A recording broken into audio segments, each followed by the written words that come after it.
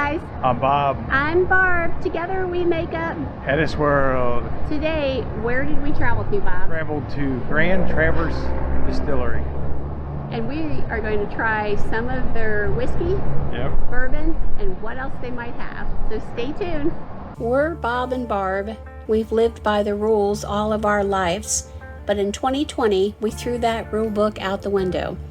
We sold our home and moved full-time into an RV with our cat Amelia, and from now on we will be living life our way. Don't you want to come travel in our world? Welcome to Grand Traverse Distillery in Grand Traverse, Michigan. This is a very small distillery that makes amazing spirits. We're going to take you on a tour today with us. We're going to hit you with the highlights of the factory. The factory itself is featured by the gentleman who is Kent, the owner here, and you see the copper kettle next to him. There's some more stuff you'll see as we talk a little bit about how they do some of this, and there's also some vats behind it, and that's pretty much it in this half part of this building. Once we get to the part where we're with the barrels, I'll let Kent start talking for himself. It's just kind of very loud in the factory, and I want to make sure that you're able to hear. So once again, this is a light version of the tour because we really want you to take the tour for yourself. They use 1,200 pounds of grain a day, and they buy it from around the state. To make the products, they need malted barley and malted rye. The only grain they can't get from Michigan, they have to get from Scotland, and it's a malted rye for their rye whiskey. It's very smoky and earthy, and it's 80% rye. It's got a sweetness in it. Then heated and mixed together, it makes a very interesting flavored rye. There's nothing but water, yeast, and grains. They don't add anything else to it. In the back here, you're seeing where they start out in the big vat, mixing it in with water, the grains, whichever one they might be working on. So it's the emulated enzymes that break the starch out. Now, if he's doing bourbon, it's going to have a lot more corn. With this, you're going to probably get a 12% alcohol count. Now, if you're doing 100% rye, which has a lot less starch, you'll get like a 9% to 10% alcohol. Now, let's say we did 100% rye with 10% alcohol. We ferment for 7 days. So what are we going to do with it? We're going to start the distillation of it, and we're going to put it into the vault. And at this point, I can make whiskey out of it, or I can make other things. Meanwhile, in the copper kettle, I'm doing mash over here. So you have the vodka, and we're pumping mash in. To be able to call it vodka or even sell it as vodka, it has to come off of the still at the last installation of the process at 190 proof. Now with bourbon at our still, it has to come off the still less than 160. So the installation here is all the equipment that you're seeing. It starts on the back wall, works its way around, pumps into the containers, and then works its way over here through into the stills and through the system. So now let's talk a little bit about fermentation. So when fermentation starts taking place, they are seeing about 15 or 20 alcohols naturally created by fermentation, and it's mostly crap, stuff that you see in your beer to a very small extent. Can also be like a formaldehyde or even an acetone. And a lot of the reasons you get a hangover from some beers is that you're getting these impurity alcohols into it. That was interesting for me to know and understand. So you're taking that's 100 proof and you're smoothing it down to 90 in this process, which means they get rid of all the extra garbage liquors. Now what's interesting is the bigger ones, they're kind of like mass produced. So stuff flies in and it flies out the door. There's not a lot of thought about to the whole process and the content, where the smaller distillers like this guy here, they really think about all the content of what goes into it, what's the temperatures, what's involved, where is it at in this process, and all the steps in order to get you a very good tasting spirit. When you're in Europe, you're going to get different flavors with different kinds of vodka based on the starches that are put into them. Just like with breads, you get different kind of flavors and taste in breads, you're going to get it in vodka. Over here with the US distillers, they get all that garbage out, so you get a good, pure, clean vodka. This distillery throws away actually about 20% of what is created because it's more of the garbage and stuff that should not be in the stuff that you're drinking. Even with the rye itself that's used in the whiskey, it's definitely filtered out because you don't want your whiskey to have that rye bread kind of taste. So that's something definitely to think about when you're purchasing liquors. What's in them? What makes them up? Are they good for me? Cheap and crummy and just going to get me to where maybe I need to go, but not an enjoyable experience.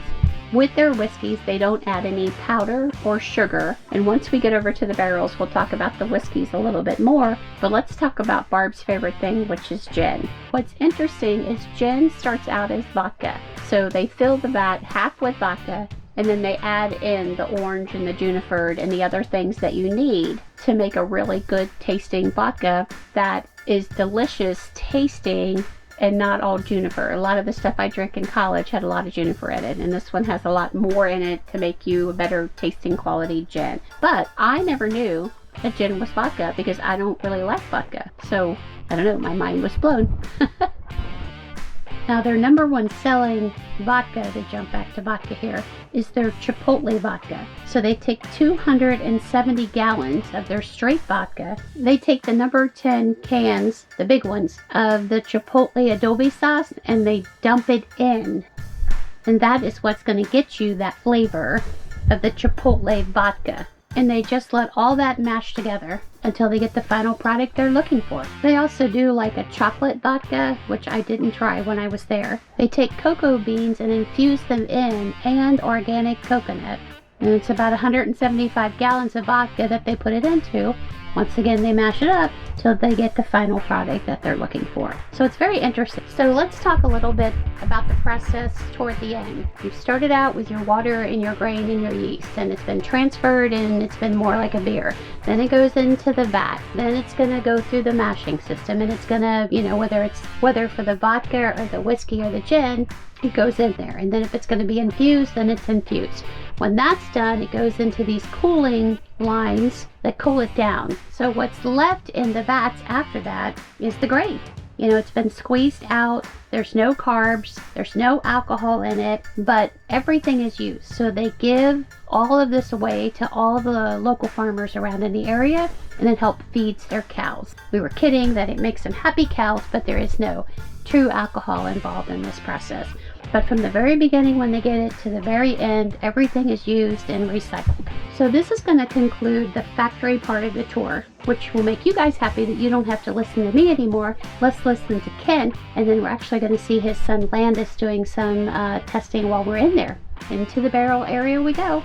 I was hoping this would be like craft beer.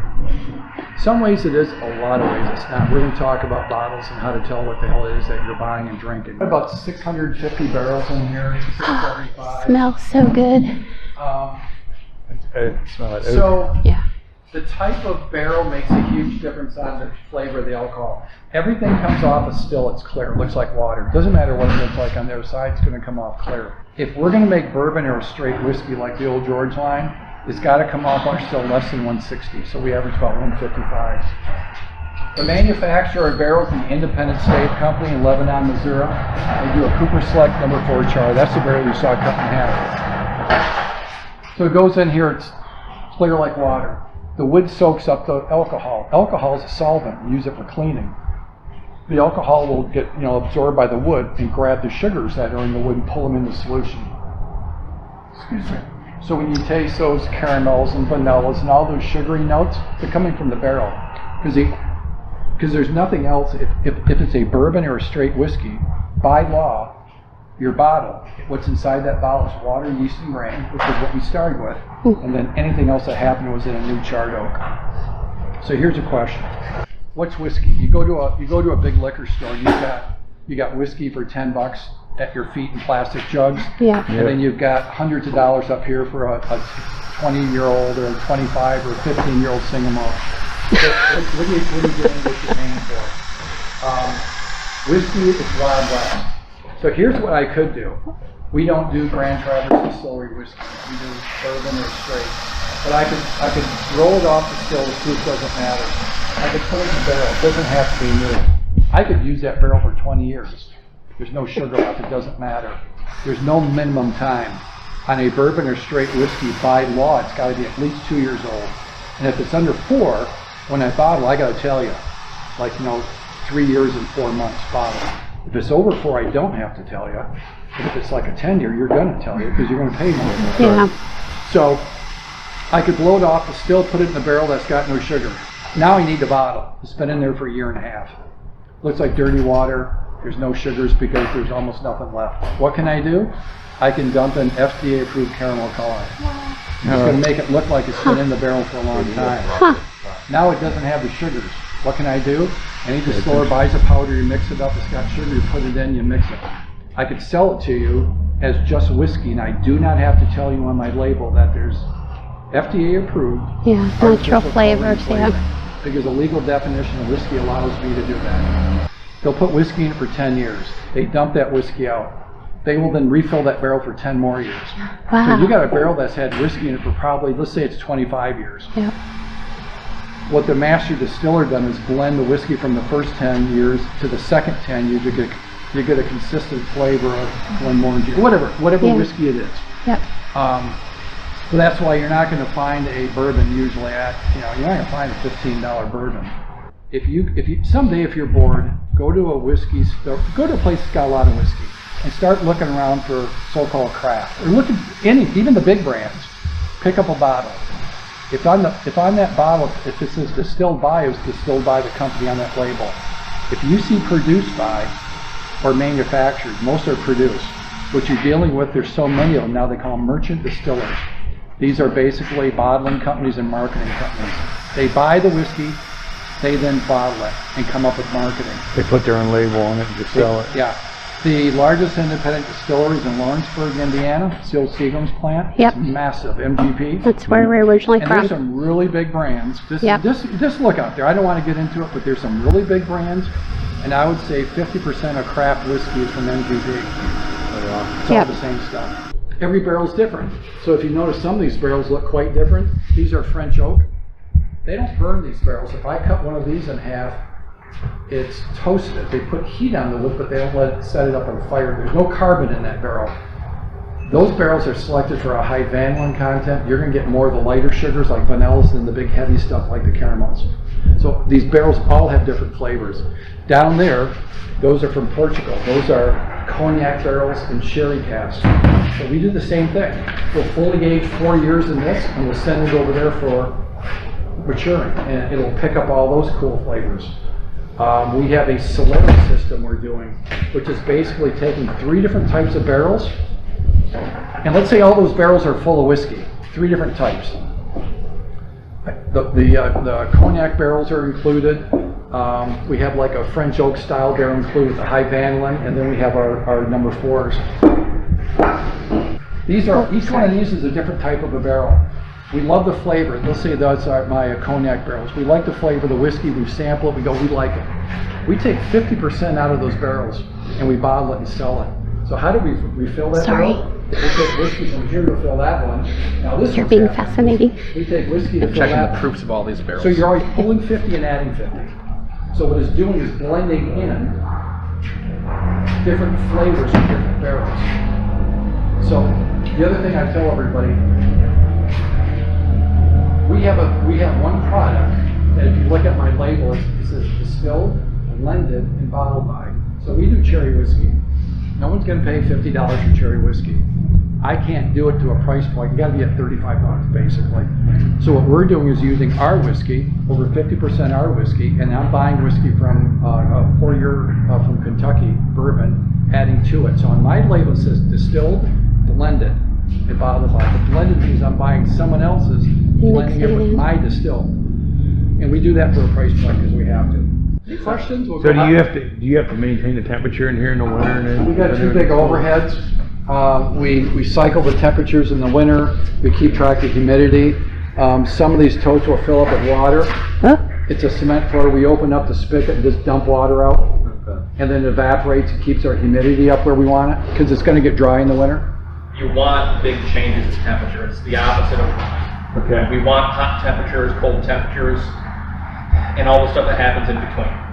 Here it's relatively cool. Even in the summertime, I'll run heat cycles on it because unless it's hitting about 80 degrees in here, it's just static at around 75. There's really not a whole lot happening. Most of whiskey aging happens during the flux of the temperature. as the expansion and contraction into and then out of the wood, bringing a lot of those compounds with it.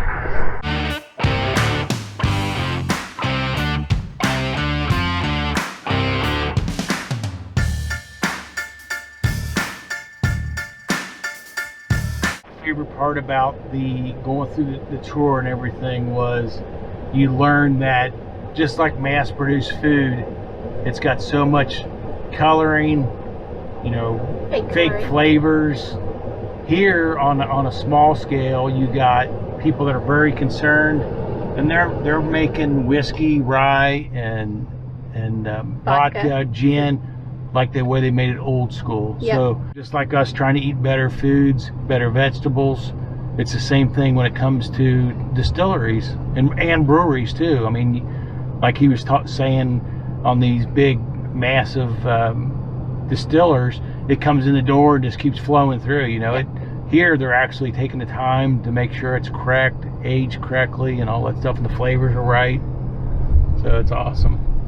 So that's why we recommend you do the craft breweries if you want, the craft distilleries. Yep. Buy local, shop local, find out what's in your food, understand it. Yeah, check them out. I mean, it's incredible. So obviously we enjoyed our tour of Grand Traverse Distillery and had an amazing time with the tasting. And of course, we got t-shirts that we got for $5 each because we bought some bottles. We got super cool shot glasses, one for each of us, because we paid for the tour to get in. The tour is $10 each. And then we ended up buying 3 different bottles. So this is Bob's. This is the Isles of Rye. And this is a whiskey, not a bourbon. It's a $68 bottle of whiskey, and it's really, really, really good. And then we purchased, and I'm not a vodka person, so I was surprised that I like this, but this is a Chipotle vodka. This will burn you when you drink it. It will light you up. It's really good, and then you drink it with some Bloody Mary mix. Yeah, amazing. Then it doesn't hurt you, and it's delicious. And then what I like to drink is gin, and they had a Peninsula gin, and then they had an aged one that goes into the barrel, so we chose the aged one that we can mix with all kinds of, you know, little fun things we like to mix it with. So this is the addition to our liquor cabinet that we're starting to build, where we have Gentleman Jack already and 1 bottle of Erdel's wine. I hope that you liked this video. We had an amazing time and learned so much while we were here. Awesome tour, great company.